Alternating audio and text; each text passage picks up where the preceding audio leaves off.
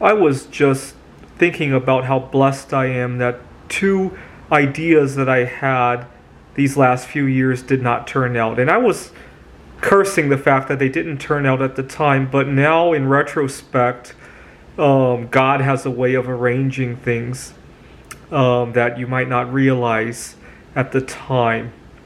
So 2 years ago, I was getting ready to propose to my girlfriend, and I was happy and nervous at the same time.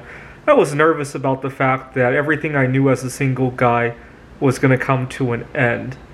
And as the time got closer to when I was thinking about proposing to her, I went into a serious depression. And then I went into an even more serious depression when I realized I had to stay 6 feet away from her. She lives with elderly family members, and we definitely need to keep them safe.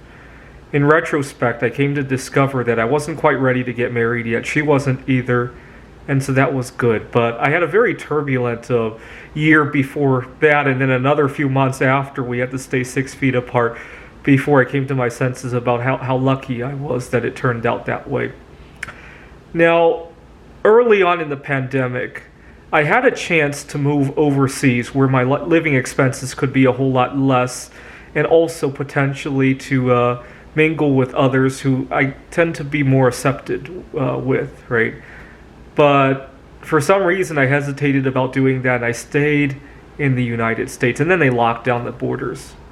And so I was stuck with the high living expenses here in the United States. And at the beginning of the pandemic, I was in Seattle, where I talked about how there's a lot of bias against people with my personality. There are a few characteristics of myself that don't bode well with Seattle. I ended up moving to Missoula.